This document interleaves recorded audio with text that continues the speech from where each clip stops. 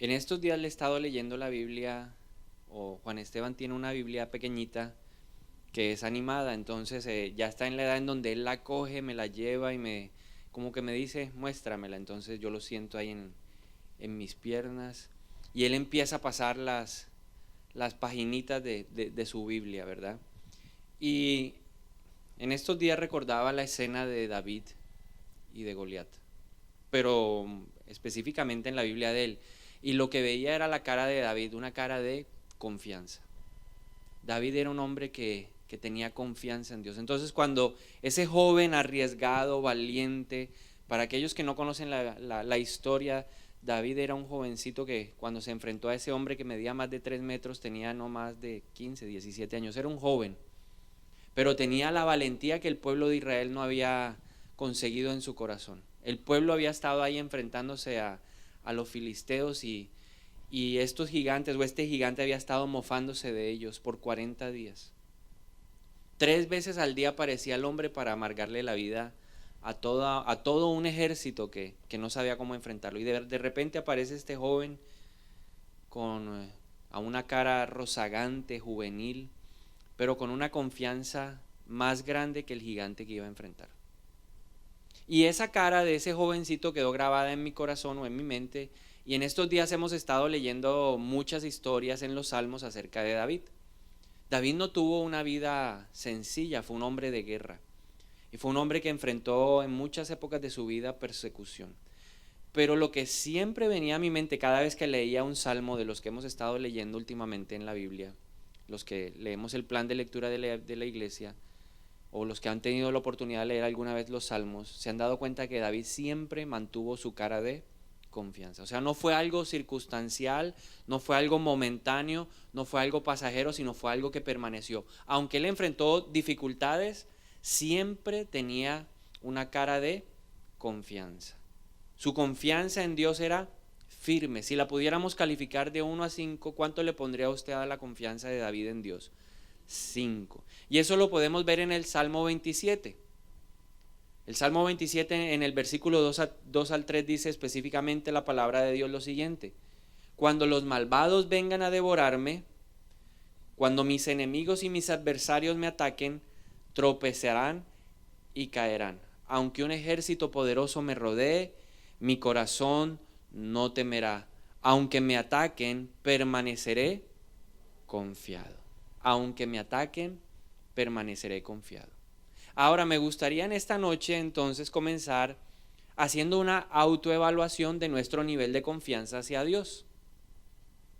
¿Listo? ¿Está preparado donde está tomando notas para calificar su confianza en Dios? A ver, muéstrele las notas al de al lado, por favor.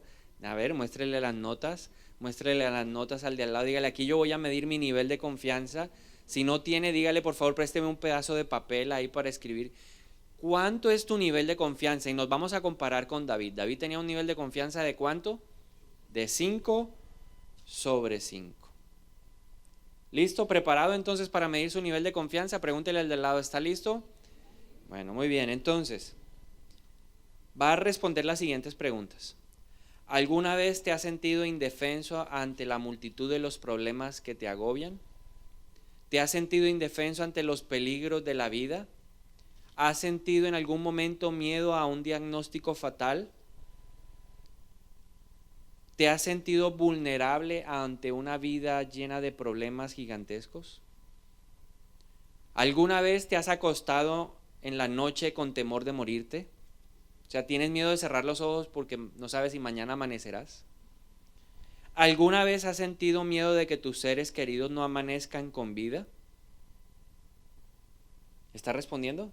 ¿Sí o no? Hasta ahora esto está sí o no. Simplemente usted no tiene que anotar todas las preguntas, va a decir sí, no, va a pensar y las va a sí, no, no, sí. ¿Cuántas veces ha ido al médico y ha tenido miedo de que le den un mal diagnóstico? ¿O cuántas veces no ha querido ni siquiera ir al médico porque para qué? Si me va a dar malas noticias, yo para qué voy a donde el médico. ¿Ha sentido miedo de lo que va a suceder en su futuro? ¿Alguna vez ha pensado en que va a tener una mala vejez? ¿Ah? Entonces, si alguna de las preguntas, voy a volvérselas a repetir rápidamente, ¿se ha sentido indefenso ante los problemas, peligros, diagnósticos fatales? ¿Se ha sentido pequeño frente a los problemas vulnerables gigantescos que nos ofrece la vida? ¿Ha tenido temor a morirse, a no amanecer? ¿Ha pensado que tal vez mañana lo llamen a decirle que su ser querido o sus seres queridos no están con vida? ¿No ha querido ir a donde un médico porque tiene miedo que le den un mal diagnóstico o tal vez no ha ido por eso? ¿Se ha sentido que lo que viene en el futuro no será tan bueno como usted esperaba? ¿Ha tenido miedo de llegar a la vejez con ciertas condiciones? ¿Listo? Entonces vamos a evaluar nuestro nivel de confianza. Si alguna de las preguntas que le hice respondió sí, significa que su confianza es frágil, o sea, está entre 1 y 2. Por favor, pregúntele al del lado, ¿cuánto sacaste? 1, 2, 3, 4, 5. Si usted respondió sí a alguna de las preguntas, ¿cómo es su confianza? Frágil. Usted se siente desprotegido ante un mundo lleno de desafíos y que nos agobia. Ahora, ahora la pregunta sería, ¿por qué David sacó 5 y nosotros 1, 2 o máximo 3 ahí? ¿Por qué? ¿Dónde radica la diferencia? La respuesta es porque David sabía y David también creía que Dios lo tenía rodeado. Mira el del lado, dígale, la diferencia está en creer en que Dios siempre nos tiene rodeados. Cuando nosotros respondemos ante una adversidad de la manera como usualmente lo podemos hacer es porque nos olvidamos de que Dios está al control. David tenía la confianza, la certeza de que Dios controlaba todos los eventos de su vida porque Dios había puesto un vallado alrededor de él. Con su mano gigantesca, Dios lo tenía protegido. Nada se podía acercar o nada podía salir de la protección que Dios le había dado. Y por eso he titulado esta enseñanza hoy, Confiado porque estoy rodeado. Dígaselo al de al lado, por favor, dígale, estoy confiado porque estoy rodeado.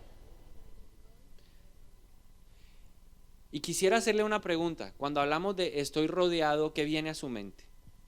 ¿Con qué asocia la palabra estar rodeado?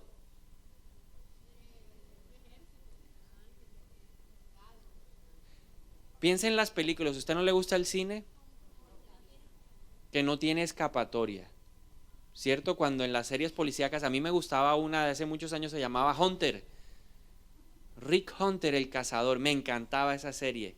Y siempre el hombre al final llegaba donde los malos y le decía que están rodeados. Y muchas veces nosotros cuando oímos esa palabra pues la malinterpretamos. Entonces hoy vamos a entender qué significa estar rodeado. Estoy confiado porque estoy rodeado. Entonces, ¿qué significa para Dios la palabra estoy rodeado? Entonces para eso tenemos que ver lo que dice la palabra de Dios en Hebreos capítulo 11, versículo número 3.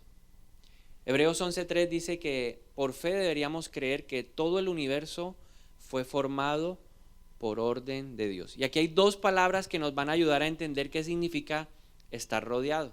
La primera palabra es universo. Entonces, si está tomando notas, anote esto por favor. Universo. Primera palabra que nos va a ayudar a entender qué significa estar rodeado. Entonces, universo significa edades o tiempos en el griego. Cuando el autor de Hebreos escribió universo, estaba pensando en edades o tiempos. Y la segunda palabra que nos va a ayudar a entender lo que significa estar rodeado es formado. Universo significa tiempos, edades. Y la palabra formado es que fue constituido o establecido como un cerco o como un marco. Entonces, ¿qué es lo que nos quiere decir Dios? Que estar rodeado es tener un vallado alrededor de los tiempos de nuestra vida. ¿Qué significa eso? Yo estoy confiado porque Dios ha hecho un vallado en mi vida en este tiempo. ¿Qué va a hacer Dios mañana? Va a hacer un vallado, un cerco, va a poner un marco protector alrededor de mi vida para el día de mañana. ¿Qué hizo Dios con usted en el pasado? ¿Qué hizo Dios conmigo en el pasado? Él puso ¿qué?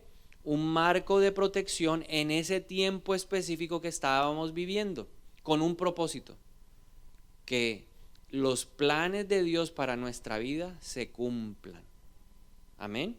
Entonces Dios, ¿por qué David estaba confiado? Porque él sabía que Dios había puesto un marco de protección para él en el tiempo en que estaba viviendo y que nada de lo que estaba enfrentando lo iba a sacar del propósito de Dios para su vida. Entonces tratemos de definir ese marco. Si usted quiere tener una definición, ¿qué significa ese marco de protección? ¿O qué significa ese cerco de protección de este tiempo? Podríamos decir lo siguiente. ¿Por qué David estaba confiado? Porque tenía una protección especial de Dios. Entonces, ese marco de protección es un límite de Dios, un límite espiritual que Dios pone para proteger su propósito en nuestra vida. Es un límite que Dios pone para proteger su propósito en nosotros. Entonces hay un personaje bíblico que me va a ayudar a explicar un poco mejor esta palabra. Entonces hablemos de Jacob, por ejemplo. Jacob tenía un propósito. Jacob tenía un llamado, ¿verdad? Cuando Jacob y Esaú estaban en el vientre de su mamá, Dios había dicho, el mayor servirá al menor. O sea, el menor tenía un llamado, tenía ese propósito especial de Dios. ¿Cuándo recibió ese marco de protección? En el momento en que estaba en el vientre de su mamá. ¿Cuándo Dios puso un marco de protección en su vida? Cuando Él lo puso en el vientre de su mamá. ¿Cuándo puso Dios un marco de protección en mi vida? Cuando yo estaba en el vientre de mi mamá. Entonces Dios puso un marco de protección alrededor de la vida de Jacob. En el plan de Dios, Jacob era el que iba a llevar la línea generacional del pueblo de Israel. Era el que iba a ser llamado el patriarca del futuro. Ya había escogido a Abraham, luego a su hijo Isaac, y luego de los hijos de Isaac, Jacob era el que iba a llevar el linaje. Sobre él iba a recaer la línea generacional para levantar una nación que adorara al Señor. Ahora pensemos por un momento. ¿Qué hizo Jacob para reclamar la primogenitura que no era de él? Engañó a un hermano, a su hermano Esaú. Por un plato de lentejas obtuvo ¿qué?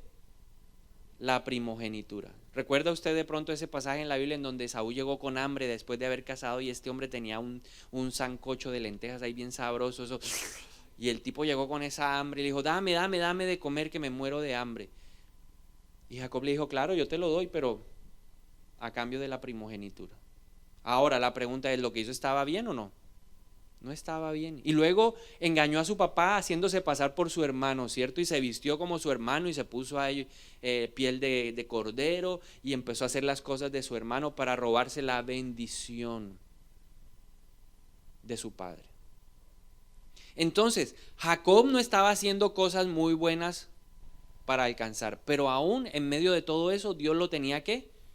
Rodeado. Tal vez las cosas que hemos muchas veces hecho en la vida no son buenas, pero a pesar de eso Dios nos tiene ¿qué? Rodeado. David no hizo a veces cosas muy buenas, pero a pesar de eso Dios lo tenía ¿qué? Rodeado. Dios tenía un límite alrededor de su vida que lo estaba protegiendo. ¿Qué pasó producto del engaño de Jacob? Dice la Biblia que su hermano Esaú se levantó y lo quería asesinar. Quería acabar con él porque le había robado lo más preciado, lo más valioso, la bendición de su papá. A pesar de las equivocaciones de Jacob, Dios tenía ¿qué? Un marco, una línea, un cerco de protección. ¿Y a dónde fue a parar Jacob? A vivir en la tierra de Harán, donde su tío Labán. Todo eso que Jacob vivió en medio de su vida fue parte del límite o parte del cerco de protección de parte de Dios para que el propósito de Dios se cumpliera. Ahora, aceleremos la historia. ¿Cuántos años vivió Jacob con su tío Labán? 20 años. ¿Qué aprendió en ese lugar a no ser un tramposo como él era un tramposo? Y decide regresar nuevamente a la tierra de donde él había salido, la tierra de donde sus padres lo habían lanzado a vivir con su tío Labán. Pero Dios le dice algo interesante en medio de ese camino. Y Dios en Génesis 28:15 le dice lo siguiente a Jacob: no te dejaré, no te voy a desamparar hasta que yo haya terminado contigo. Yo quiero que usted se lo diga a la persona que tiene al lado, dígale: Dios no te va a dejar, Dios no te va a desamparar hasta que haya terminado contigo. Hasta que la última letra del propósito de Dios no se cumpla en tu vida, Dios no te va a dejar. Y eso era algo que David tenía muy claro. Aunque a veces tomamos decisiones que nos llevan por malos caminos, como dice la Biblia, hay caminos que al hombre le parecen buenos, pero su fin es la muerte. Aunque yo cometa equivocaciones, Dios no me quita su cerco. ¿Por qué? Porque Dios dijo: todo lo que yo he dicho sobre esa persona se cumplirá en el sí y en el amén. Todo lo que Dios ha dicho de ti se va a cumplir en el sí y en el amén. Todo lo que Dios ha dicho de tu familia se va a cumplir en el sí y en el amén. Aunque hoy estén por allá en el mundo, usted declárelo hoy: Dios tiene un cerco para ellos. Y así como el cerco obligó a que Jacob regresara al propósito, Dios ha usado muchos cercos en nuestra vida para traernos a su propósito. Ese cerco de protección impide que lo externo, los planes del enemigo, los planes de la gente, las circunstancias nos acaben. El cerco de Dios es una protección tan grande que no deja que el enemigo me destruya. Si no, preguntémoselo a Job. ¿Qué pidió el enemigo? Vamos a acabar a Job. ¿Y qué hizo Dios? Ok, yo te voy a dejar entrar a cierta parte del cerco, pero no a todo el cerco, porque yo le voy a proteger la vida. Tócalo, pero no le quites la vida. Dios tiene un cerco que impide que lo externo, que es el enemigo, las circunstancias y la gente, nos dañen. Pero Dios también tiene un cerco para que nosotros mismos no nos autodestruyamos. O sea, el cerco sirve para protegernos de lo externo y también de nosotros en lo interno. Ahora voy a darle un testimonio de algo que me pasó a mí para que usted vea cómo Dios nos protege aún de nosotros mismos. ¿Cuántas veces o alguna vez en su vida usted pensó, o si está trabajando y ya lo ha pensado, usted tal vez se identifique conmigo, cuando uno tiene un jefe de esos terribles, que lo único que hace es gritar, que lo único que hace es insultar? ¿Qué ha soñado usted en la mente? Dígame, ¿qué ha soñado usted? Llegar a esa oficina, pararse de frente y decirle: ¿sabe qué? Hasta aquí trabajo yo, aquí tiene su trabajo, mire a ver qué va a hacer con él. ¿Alguna vez lo ha soñado? Uno, a ver, ¿cuántos han soñado eso conmigo? 1, 2, 3, 4, muy bien, varios, gracias. Eso me hace sentir que no soy marciano. Y yo tenía un jefe que era de otro país, y el hombre era súper intenso. No dejaba descansar a la gente, nos ponía a trabajar todos los días 9, 10 de la noche. Llegaba el fin de semana y llamaba y llamaba y llamaba. Yo no tenía que dejar de hacer lo que estaba haciendo para responderle, para cumplirle las solicitudes de trabajo. Un día yo estaba ya envalentonado. Yo dije: hasta aquí, ahora sí, el lunes llegó el día. Y ese fin de semana era un domingo y estaba en cine con Ana Milena. Y preciso, se acabó la película y salieran las 8:30 de la noche. Y sonó el celular y yo le dije a Ana Milena: sí, ve, mírelo, ahí está. Pero hoy es el día en que le voy a decir 2 o 3 cosas, que respete. Todo eso lo pensé mientras sonaba el celular. Y yo le decía a Ana Milena: que respete. ¿Cómo es posible que me llame un domingo otra vez a las 8:30 de la noche? Mínimo lo que quiere. Y le dije a Ana Milena, y ella conteste. Pero no, porque... Sí, la típica que uno está... Pero Dios tiene un cerco. Dígale al de lado: Dios tiene un cerco. Dios tiene un límite para protegernos. Cuando yo contesté: aló. Y él me dijo: ¿cómo estás, Bernardo? Porque es de Chile, ¿no? Entonces él habla así todo. Hazme un favor, no te vayas a venir hoy porque hay un derrumbe en la carretera.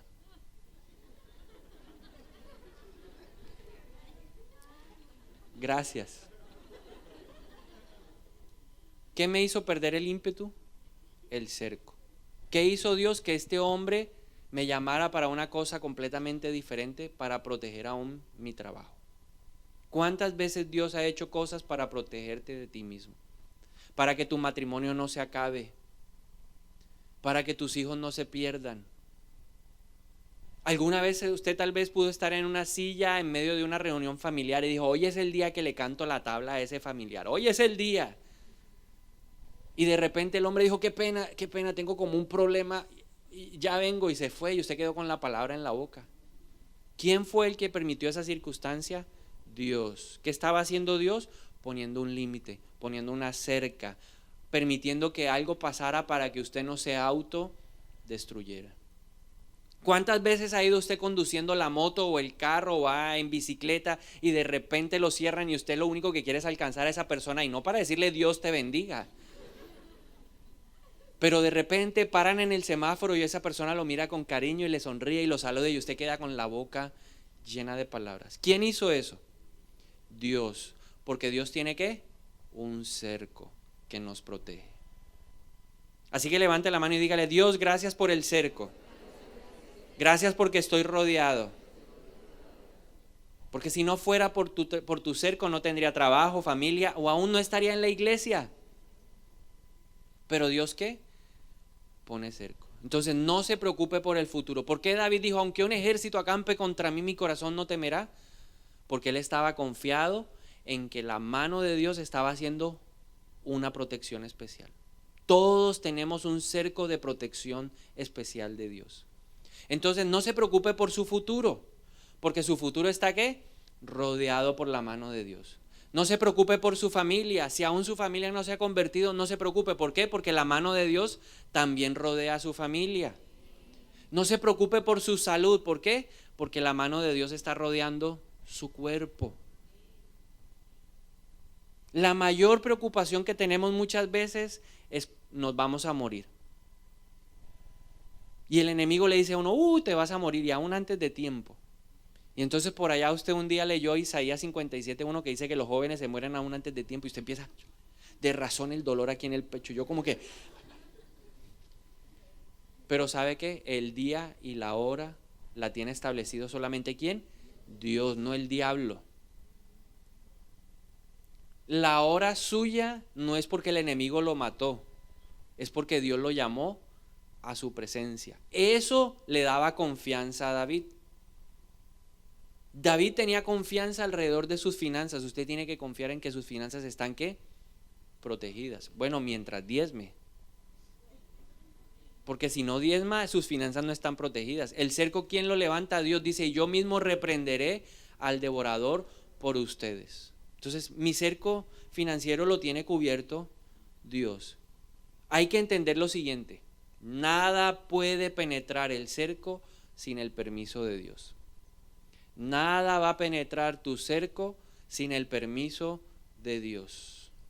Nada te va a sacar del cerco sin el permiso de Dios. O sea, de lo que tú hagas, aunque lo hagas mal hecho, no va a sacarte del cerco de Dios si Dios no lo permite.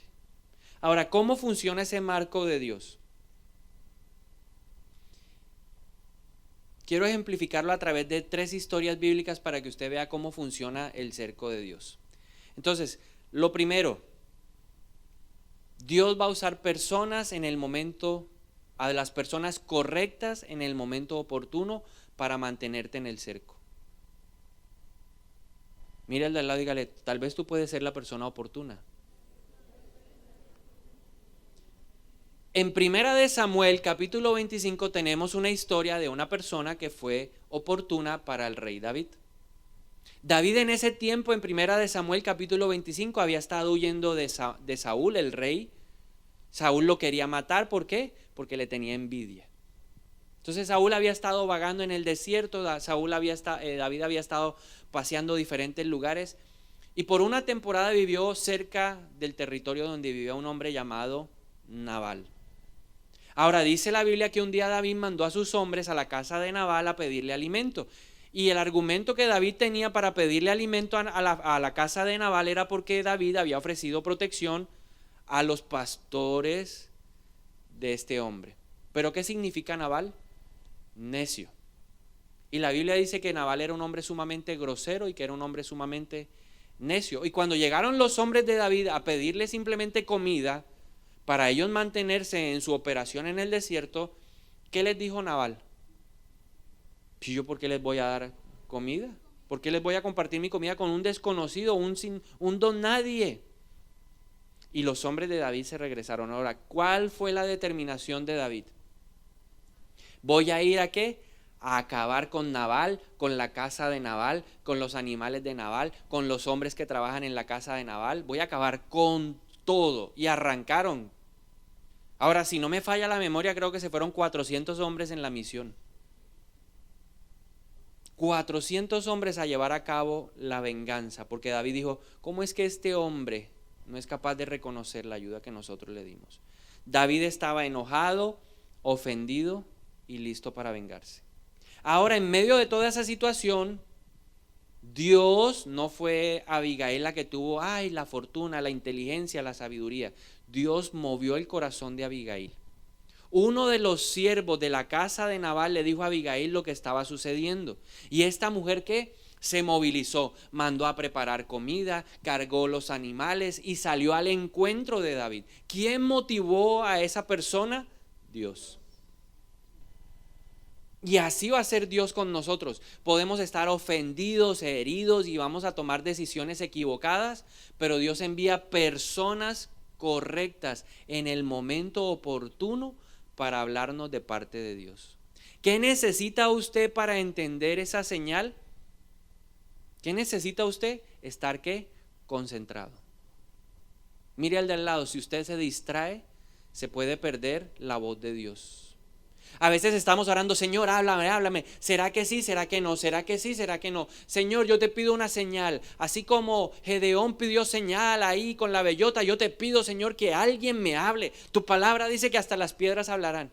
Y viene alguien a hablarle y usted está distraído.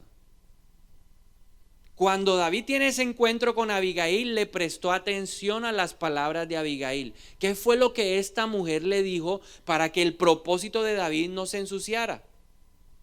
No se dañara. David, ¿cuál era la intención que tenía?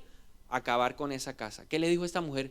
Pero si usted va a ser el próximo rey, ¿cómo va a permitir que esta situación se convierta en una mancha en su futuro reinado? Mejor, mire, aquí está, para resarcir la ofensa de mi esposo, mire todo lo que hemos traído.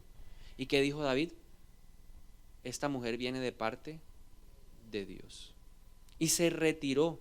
Y evitó efectivamente que su reinado tuviera una mancha de ese tipo. Entonces, ¿quién era Abigail? El cerco de protección de Dios.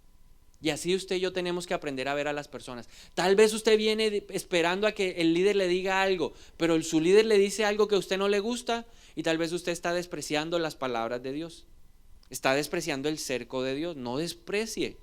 Si usted está esperando que Dios le hable, entonces aproveche las palabras. Tal vez usted está viendo una predicación en la televisión y escucha algo y tal vez sea la palabra de Dios, el cerco de Dios, protegiéndolo a usted en el momento oportuno. El Salmo 27:13 dice, sin embargo, yo confío en que veré la bondad del Señor mientras estoy aquí en la tierra de los vivientes. ¿Por qué escribió eso?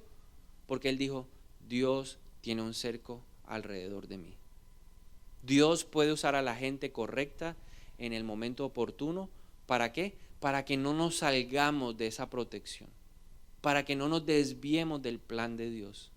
Es una línea espiritual que Él traza para que yo no me desvíe, para que ni una sola letra del propósito de Él se deje de cumplir en mi vida. Ahora, la segunda forma como opera el cerco de Dios. Dios puede enviarte un gran pez para que te trague. Jonás. El profeta, Dios le dijo al profeta, ¿ve a dónde? A Nínive. ¿Para dónde se fue el profeta? Para Tarsis. Compró su boleto, se montó en un barco y se fue en la dirección contraria. Nínive quedaba al oriente de Israel. Tarsis quedaba ¿dónde? Al occidente. Se quiso ir en la dirección completamente contraria a la voluntad de Dios. Y así nos pasa a ti y a mí a veces. Dios dice oriente y nosotros nos empecinamos en irnos ¿para dónde? Para el occidente. Y compramos el boleto y nos vamos para el occidente.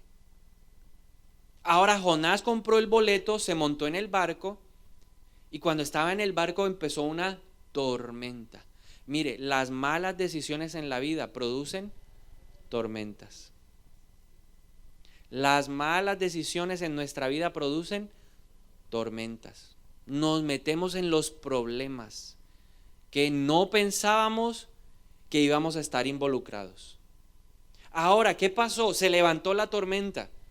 Jonás, ¿cómo estaba? Adormecido. Allá fueron los hombres del barco y le dijeron: levántate tú, dormilón, todos estamos orándole a nuestro Dios y póngase a orar. Y entonces Jonás, ¿qué les dijo? Mire, el del problema soy yo. Y él reconoció que había cometido una equivocación.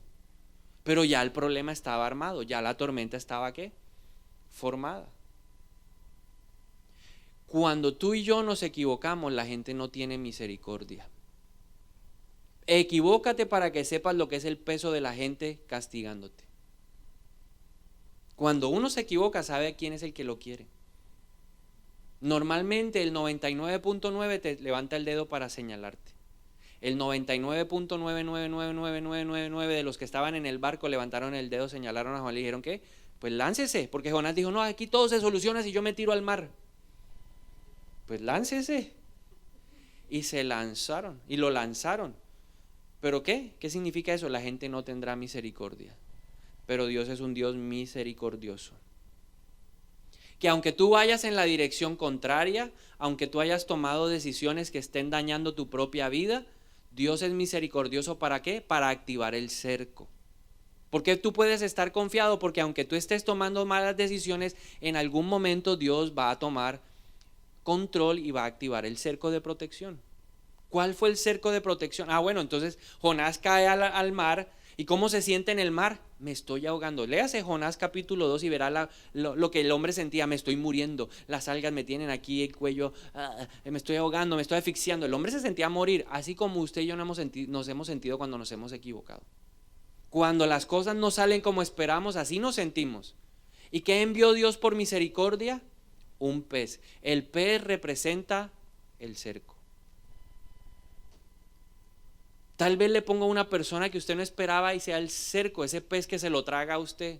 Tal vez Dios permita aún que pierda el trabajo, porque a través de perder el trabajo usted vuelve ¿qué? Al camino. Y usted: ay, no, yo no entiendo, Dios, ¿qué le pasa? Falta de misericordia. No, Dios tiene misericordia. Y ese pez fue el que le salvó la vida. Entonces siempre piense bien de Dios. Si las cosas no están saliendo como usted esperaba, piense bien de Dios, porque lo único que Dios está haciendo es activar un cerco que lo va a mantener con vida. A pesar de su error, ¿qué le estaba diciendo Dios con el pez? Yo no he perdido el control. Mi cerco está activado alrededor tuyo. Dígale al de lado: aunque hoy estés pasando las verdes, Dios tiene un cerco. 3 días después el pez lo vomita en la tierra. Y después de todo, cuando salió del pez, ¿cuál sería el pensamiento de Jonás? Bueno, yo voy a ir a Nínive de todas maneras. Pues me voy para Nínive. Y así nos ha pasado a muchos. Vamos al mundo, nos empuercamos en el mundo como el hijo pródigo, y después de todo eso y de estar allá uno deseando comer hasta la comida de los cerdos, es cuando Dios dice: ¿sabes qué? Aún mi cerco está activo. Y uno regresa y dice: bueno, ahora sí voy a juiciarme. Ahora sí me voy a comprometer con Dios. Ahora sí, de verdad que ahora sí voy a echar raíces profundas, plantado en la casa del Señor. Anote esto: Dios puede permitir situaciones difíciles por nuestras malas decisiones. No culpe a Dios por las malas decisiones. Dios las permite porque nosotros tomamos nuestra propia decisión. Dios nos da, o Dios nos dio libre albedrío, y yo puedo decidir lo que a mí se me dé la gana. Y Dios respeta lo que yo decida. Para bien o para mal, Dios va a respetar lo que yo decida. Mis decisiones traerán unas consecuencias. Dios permite a veces las consecuencias negativas, pero tenga presente eso: esas consecuencias o esas circunstancias que se levantan no te dañarán. No te van a dañar, sino que te empujarán hacia tu destino.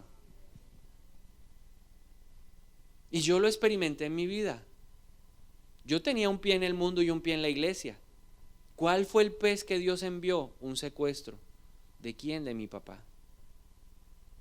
¿Y eso me hizo qué?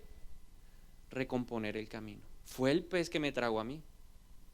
No por 3 días, por 4 meses. Y me recompuso. Fue una circunstancia difícil, sí, dura, sí, pero no me dañó. Y Dios dijo, no traeré muerte. Pero esa circunstancia me empujó ¿a qué? A mi destino. Las circunstancias difíciles Dios las va a usar para empujarte a tu destino. ¿Por qué? Porque Dios tiene un cerco alrededor tuyo. Y finalmente la persecución. Pablo fue el perseguidor número 1 de la iglesia y en el camino a Damasco tuvo un encuentro brillante con Jesús. Dios aún puede utilizar la persecución en nuestra vida. Y luego Pablo se convirtió en el hombre más perseguido. Entonces Dios puede usar la persecución ¿para qué? Para mostrarnos que Él aún tiene protección alrededor de nosotros. Si alguna vez has sentido miedo de la muerte, David dijo, yo creo que aunque yo ande en el valle de sombra de muerte, no temeré. ¿Por qué? Porque él sabía que Dios, aún en medio del cerco, aún en medio de la muerte, en ese camino, en ese tránsito, Dios tenía un ¿qué? Un cerco. Hace una semana oraba por una persona. Un hombre nos pidió que oráramos por él y fuimos a su casa a orar por él. Y ese hombre, en medio de todo lo que él sacaba de su corazón, decía, mire, yo tenía miedo a morirme joven. Y lo único que le decía al Espíritu Santo es, tus tiempos están en las manos de Dios. Entonces, los tiempos suyos están en las manos de Dios. El enemigo no tiene ese poder. Dios es el que te va a llamar a su presencia. Amén. ¿Por qué vale la pena, ya para terminar, por qué vale la pena entonces vivir confiado en ese cerco de protección? 3 cosas. Dios va a velar por ti. Salmo 33, 18 al 20 dice, pero el Señor vela por los que le temen, por aquellos que confían en su amor inagotable. Los rescata de la muerte y los mantiene con vida en tiempos de hambre. Nosotros ponemos nuestra esperanza en el Señor. Él es nuestra ayuda y nuestro escudo. Amén. Segundo beneficio, te va a llenar de gozo, de alegría. Lo que hablamos el fin de semana. ¿Por qué estoy confiado? Porque Dios ha puesto un cerco. ¿Qué trae ese cerco? Alegría. Dice el Salmo 33, 21 al 22. En Él se alegra nuestro corazón, porque confiamos en su santo nombre. Que tu amor inagotable nos rodee, Señor, porque solo en ti está nuestra esperanza. Y finalmente, confiar en el cerco nos da firmeza. Salmo 125, 1. Dice, los que confían en el Dios son como el monte Sión, que nadie puede moverlo. Permanecerán para siempre. Entonces yo quiero que usted termine en esta noche diciéndole por favor a la persona que tiene al lado, una vez al de la izquierda, una vez al de la derecha, usted le va a decir, está rodeado. Confía. Dios ha puesto un cerco alrededor tuyo. Yo le animo a que levante su mano y dígale, Señor, gracias por el cerco.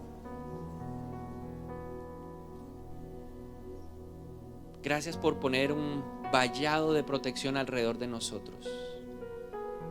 Señor, no habían visto nuestros embriones, no habían visto tus ojos y ya tú estabas estableciendo protección alrededor de nosotros. Tu palabra dice que tú eres escudo, baluarte de nuestra vida. Gracias, Señor, porque aún tú has enviado ángeles a nuestro alrededor y les has ordenado que nos lleven en sus brazos para que nuestro pie no tropiece. Señor, reconocemos que aún muchas veces en nuestra vida hemos caminado por sendas de injusticia, por sendas de pecado, producto de nuestras propias malas decisiones. Pero tú has puesto cercos, tú has puesto límites y nos hemos chocado ahí con el límite del mundo y tú nos has vuelto a la senda de justicia por amor de tu nombre. Gracias, Señor, porque un día tú me sacaste de lo vil, de lo menospreciado, de lo inmundo de este mundo y me pusiste sobre una roca firme que es tu palabra, Señor. Gracias por ser paciente, por ser misericordioso. Gracias te doy en esta noche, Señor, porque en muchas ocasiones en mi vida, en donde yo estaba a punto de salirme del cerco porque no sabía qué decisiones tomar o porque estaba tomando una mala decisión, tú pusiste personas correctas en el momento oportuno que me abrieron los ojos. Hoy reconozco que esas personas no me hablaron, no me dijeron cosas en su sabiduría, sino que hablaron por ti para traer a mi vida propósito nuevamente. Gracias, Señor, por esas personas que oraron, que clamaron, que intercedieron por mí, que me hablaron con la verdad de tu palabra. Gracias, Señor. Yo las bendigo en esta noche y te pido que conforme a lo que ellos han hecho en mi vida, tú les pagues en el nombre de Jesús. Pero también te doy gracias por los peces, por los momentos difíciles, por las circunstancias en donde nos sentíamos apretados, asfixiados, desesperados, como encerrados. Gracias.